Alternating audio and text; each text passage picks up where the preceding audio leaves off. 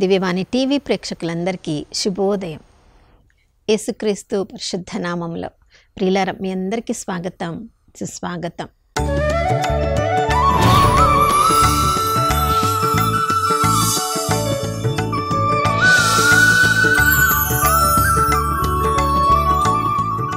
గడిచిన కాలమంతా కంటికి రెప్పలా కాచుకున్న ఆ త్రియేక దేవునికి పూర్ణ హృదయంతో, పూర్ణ ఆత్మతో, పూర్ణ శక్తితో వందనాలు తెలియచేద్దాం. దేవుని ప్రేమ తరిగిపోలేదు, ఆయన కరుణ సమసిపోలేదు. ప్రతి ఉదయము ఆయన వైపు ఎవరెవరు చూస్తున్నారో వారందరిపై నూతనంగా తన ప్రేమను, కరుణను, కటాక్షాన్ని కుమ్మరిస్తానని వాగ్దానం చేసిన దేవుడు నమ్మదగినవాడు, విశ్వసనీయుడని విలాప గీతములు 3వ అధ్యాయము 22-23 వచనాల్లో మనం చదువుతున్నాం. వాగ్దానం ఇచ్చిన దేవుడు నమ్మదగిన దేవుడు. ప్రియులారా, ఎవరెవరైతే ఆ వాగ్దానాన్ని విశ్వసిస్తున్నారో మనము నమ్ముతున్నాం. ఈ నూతన ఉదయంలో ఆయన ప్రేమ మనపై నూతనంగా కుమ్మరించబడిందని. కాబట్టి నిన్నటి కష్టాలను, నష్టాలను మనం గుర్తు చేసుకొని దానిలోనే ఇంకా ఈరోజు మన జీవితాన్ని, మన భవిష్యత్తును వృధా చేయకుండా నూతన కృప దేవుడు మనకు అనుగ్రహించారు. కాబట్టి ఈ ఉదయకాలంలో నూతన జీవితాన్ని విశ్వాసంతో ఆరంభించుదాం.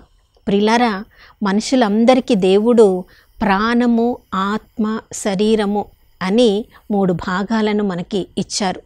మనకి మనస్సు ఇచ్చినప్పుడు ఆ మనస్సులో జ్ఞాపక శక్తిని ప్రభు మనకు అనుగ్రహించారు. చూడండి, మనము పుట్టినప్పటి నుంచి కూడా మరణించే వరకు ఎన్నెన్నో విషయాలను గురించి మనము గుర్తు చేసుకుంటూ ఉంటాం. అవి మనకు జ్ఞాపకంలో ఉన్నాయి. కాబట్టి వాటిని కొన్నిసార్లు అవి మంచివి కావచ్చు, కొన్నిసార్లు మనకు సంతోషాన్ని కలిగించేవి కావచ్చు, కొన్నిసార్లు మనకి దుఃఖాన్ని కలిగించినవి కావచ్చు. మనుషులను కూడా రకరకాల విధాలుగా వాళ్ళు ఎలా మనకు తోడ్పడారో వాటన్నిటిని కూడా మనకి జ్ఞాపకం ఉంది. కాబట్టి మరలా వాటిని గుర్తు చేసుకుంటూ ఉంటాం. చూడండి, ముఖ్యంగా మనకి చెడు చేసిన వాళ్ళని మన్నించిన తర్వాత ఇక వాళ్ళు చేసినది కూడా, మనల్ని గాయపరిచింది కూడా మనం మరచిపోవడానికి ప్రయత్నించాలి. మనం మరచిపోయినప్పుడే వాళ్ళని పూర్తిగా మనము మన్నించిన వాళ్ళం అవుతాం. ఎప్పటి వరకైతే వాళ్ళని కొన్నిసార్లు మన్నించేసాం అంటాం, కానీ వారు చేసిన గాయము మరలా మనం గుర్తు చేసుకున్నప్పుడు, చూడండి, మరలా మనకి వేదన కలిగినప్పుడు మనం పూర్తిగా వాళ్ళని మన్నించలేదు అని అర్థం. కానీ దేవాతి దేవుడు మనల్ని మన పాపములను మన్నించిన తర్వాత 103వ కీర్తన 12వ వచనంలో మనం చదువుతున్నాం, పడమరకు తూర్పు ఎంత దూరం ఉందో మన నుండి మన పాపములను అంత దూరం చేస్తారంట.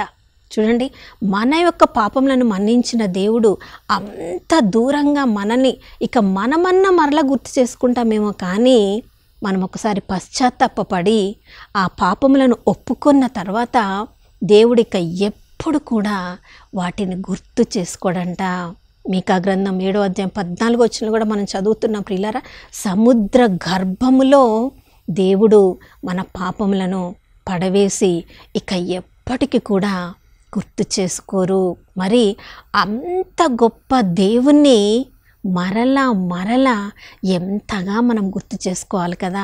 చూడండి, ఈ లోకంలో కొంచెం గొప్ప క్రియలు ఎవరైనా చేస్తే వాళ్ళ జ్ఞాపకార్థంగా డ్యామ్ల పేర్లే వాళ్ళ పేర్లు పెడతారు. మాన్యుమెంట్స్ ఏర్పాటు చేసి దానికి వాళ్ళ పేర్లు పెట్టి వాళ్ళ పేరు ఎప్పుడు కూడా మర్చిపోకుండా పెద్ద వ్యక్తులు ఎవరెవరు ఏమేమి గొప్ప కార్యాలు చేశారో వాళ్ళ పేర్లను మనము ఆ డ్యామ్ల మీద, ప్రాజెక్ట్స్ మీద, మాన్యుమెంట్స్ మీద మనము వాళ్ళ పేర్లు చదువుతూ ఉంటాం. మన జీవితంలో ఎల్లప్పుడూ మనకి గుర్తుండాలి అనుకున్న మన కుటుంబ సభ్యులు ఫోటోగ్రాఫ్స్ తీసుకుంటూ ఉంటాం. చూడండి, ఆ ఫొటోస్ని మనం చూసుకున్నప్పుడు కూడా వారితో మనకున్న అనుబంధాన్ని మరలా మనము గుర్తు చేసుకొని వారి ప్రేమను మనం నెమ్మరి వేసుకుంటూ ఉంటాం. ప్రియులారా, మరి దేవుడు మన జీవితంలో ఎన్నెన్నో గొప్ప కార్యాలు చేసినప్పుడు ఆ ప్రభువుని ఇంకా ఎన్నిసార్లు గుర్తు చేసుకోవాలి కదా. అందుకని కీర్తనకారుడు 103వ కీర్తనలో తన ప్రాణంతో మాట్లాడుకుంటున్నాడు. నా ప్రాణమా, ఆ ప్రభువుని నీవు స్తుతించుము. ఓ నా ప్రాణమా, ఆ ప్రభువు చేసిన ఉపకారములలో వేటిని కూడా మరువకుండా ఆ ప్రభువు నీవు స్తుతించుము, కీర్తించుము. ఎప్పుడు కూడా మరిచిపోకు అని తన ప్రాణముతో తన ఆత్మతో కీర్తనకారుడు చెప్పుకుంటున్నాడు. ప్రియులారా, ఈ లోకంలో మొట్టమొదటిగా మనమందరం కూడా పాపం చేసిన వాళ్ళమే. అందరూ పాపం చేసి దేవుని మహిమను కోల్పోయారని వాక్యంలోనే చదువుతున్నాం. మరి పాపములను మన్నించగలిగిన శక్తి ఆ యేసుక్రీస్తు ప్రభుల వారి నామం ద్వారా మాత్రమే ఉంది. కాబట్టి మనం ప్రతిరోజు కూడా మన యొక్క బలహీనతల వలన పాపములను కట్టుకుంటూనే ఉన్నాం. మరలా మనం పాపం ఒప్పుకున్నప్పుడు మన పాపములను మన్నిస్తున్న దేవాతి దేవుణ్ణి ఎంతగా మనం స్తుతించాలి కదా. చూడండి, మన పాపములకు తగినట్లుగా ఆయన మనల్ని శిక్షించడం లేదు. మన దోషములకు తగినట్లుగా ఆ ప్రభు మనల్ని దండించినచో ఈరోజు మనలో ఏ ఒక్కరం కూడా సజీవుల లెక్కలో ఉండేవాళ్ళం కాదు. ప్రియులారా, అంతగా మన పాపములను పట్టించుకోకుండా తన యొక్క పరిశుద్ధ వస్త్రాన్ని ప్రతిరోజు మన మీద కప్పుతున్న ఆ ప్రభువుని ఎంతగా మనం గుర్తు చేసుకోవాలి కదా. రెండవది, మన పాపముల వల్ల మనమే వ్యాధి బాధలకు గురి అవుతున్నాం. ఆ వ్యాధి బాధలకు గురి అయిన వెంటనే పాప పశ్చాత్తాపడి దేవుని వైపుకు తిరిగినప్పుడు యేసు ప్రభు పొందిన గాయముల ద్వారా మనము విశ్వసించగలిగితే ఆ గాయముల ద్వారా మనకు ఆ యొక్క గాయముల నుండి, వ్యాధుల నుండి దేవుడు మనల్ని గుణపరుస్తూ ఉన్నారు.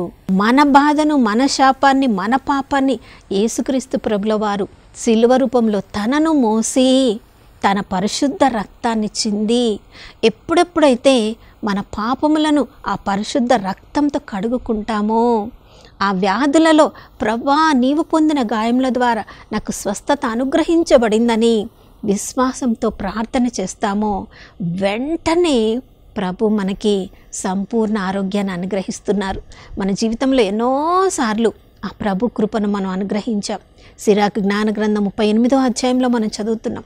ఎన్నో మూలికలను ఆ ప్రభువు ఇచ్చిన జ్ఞానము ద్వారానే ఈరోజు మందులను మనం ఉపయోగించుకుంటున్నాం. ఆ మందులను ఉపయోగించుకోవడం ద్వారా దేవుడు మనకి సంపూర్ణ స్వస్థతను అనుగ్రహిస్తున్నారు. కాబట్టి వైద్య రంగాన్ని బట్టి, ప్రభు ఇచ్చిన వైద్య జ్ఞానాన్ని బట్టి, ప్రభు స్వయంగా ఆయన పొందిన గాయముల ద్వారా మనకు స్వస్థతను ఇవ్వడాన్ని బట్టి ఎంతగా ఆ ప్రభు ప్రేమను మనం గుర్తు చేసుకోవాలో. కొన్నిసార్లు మన యొక్క పాపములలో, శాపములో మనం బంధింపబడినప్పుడు సమాధిలోనికి వెళ్ళిన అటువంటి పరిస్థితిని కూడా మనం అనుభవించి ఉంటాం. పాపము నుండి, ఆ వ్యసనాల నుండి, ఆ బంధనాల నుండి ఎలా బయటికి రావాలో తెలియని పరిస్థితులలో చూడండి, యేసుక్రీస్తు ప్రభుల వారు ఎవరెవరు పాపములలో, శాపములలో తన్ను వెతుక్కుంటూ వచ్చారో వెతికి రాని వాళ్ళని కూడా ఆ ప్రభువే స్వయంగా వెళ్ళి వారికి విడుదలను కలిగించి నూతన జీవితాన్ని ప్రభు వాళ్ళకు అనుగ్రహించారు. సమాధి నుండి పైకి లేపి శుభములతో మనల్ని జీవితాంతం కూడా ఎన్నెన్ని రకాల శుభములను, ఆశీర్వాదములను, దీవెనలను మనం ప్రతిరోజు ఆ ప్రభువు నుండి మనం పొందుతూ ఉన్నాం. ఈరోజు ఈ శక్తిని మనం కలిగి ఉన్నామంటే ఈ యొక్క దానములను అన్నిటిని కూడా దేవుడే మనకు అనుగ్రహించారు. మంచి బుద్ధిని మనం కలిగి ఉన్నామంటే, ఒక గృహాన్ని కలిగి ఉన్నామంటే, ఏదైనా ఉద్యోగం చేసుకోగలుగుతున్నామంటే ఈ ఆశీర్వాదములు, ఈ శక్తి అంతా కూడా, ఈ మేధస్సు అంతా కూడా ఆ ప్రభు ఇచ్చిందే ప్రియులారా. మరి మనకున్న ఒక్కొక్క తలాంతుని బట్టి, బహుమానాన్ని బట్టి ఎంతగా ఆ ప్రభుని ప్రతిరోజు మనం గుర్తు చేసుకొని వీటన్నిటిని మనకు అనుగ్రహించిన ఆ ప్రభుని ఎంతగా మనం స్తుతించాలి కదా. ఆ ప్రభువు నీతిని పాటించే దేవుడు, న్యాయముతో మనల్ని అన్ని పరిస్థితుల నుండి పైకి లేపే దేవుడు. ఈ లోకంలో ఎక్కడ చూసినా ఒకరినొకరు మోసం చేసుకోవడం, అన్యాయముతో ఒకరినొకరు బాధించుకుంటూ ఉన్న పరిస్థితుల్లో మనం ప్రియులారా. కానీ దేవుడు ఒక్కడే అందరూ మనల్ని వదిలిపెట్టారు. ఎక్కడ మనకి న్యాయం జరగదు అన్నప్పుడు నీతి న్యాయములను పాటించే దేవుడు అనుకొనని రీతిగా దేవుడు తన దూతల్ని పంపించి, దైవ భయము కలిగిన మనుషులను పంపించి అన్ని రకాల పరిస్థితుల నుండి మనకు విడుదలను కలిగిస్తూ ఉన్నారు. అంత గొప్ప దేవుడు మన పరిస్థితికి తగ్గట్టుగా మనల్ని శిక్షించకుండా మనము మట్టి మనుషులమని ఆ దేవుడికి తెలుసు ప్రియులారా. ఒక గాలి అలా ఊదితే మన జీవితము వాడిపోతుందని, అంత బలహీనులమని దేవుడికి తెలుసు. కాబట్టి ఆ దేవుడి కరుణ కృప ప్రతిరోజు మన మీద కుమ్మరిస్తూ ఉన్నారు.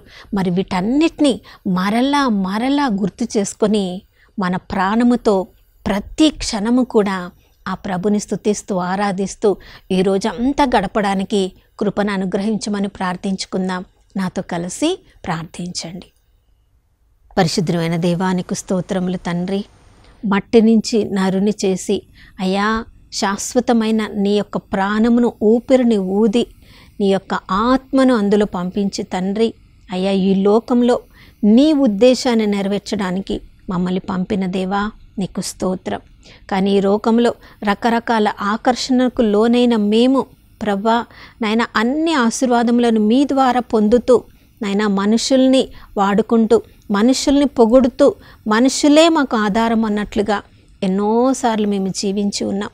మీ ద్వారా ఎన్నెన్నో ఆశీర్వాదములను పొందిన మేము నైనా తగిన రీతిగా మీకు వందనములు స్తుతులు స్తోత్రములు చెప్పకుండా ప్రభా అన్నీ మా సొంతగా మేము సంపాదించుకున్నట్లుగా ఎన్నోసార్లు మేము ప్రవర్తించాం. అటువంటి పరిస్థితులన్నిటిని బట్టి మీకు నాయన క్షమాపణ అడుగుతున్నాం.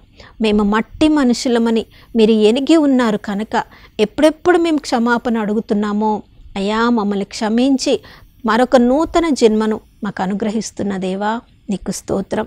ఈ రోజు వరకు మేము సజీవుల లెక్కలో ఉన్నామంటే కేవలం మీ కృప మీ దయ మీ కనికరం మాత్రమే ప్రభా.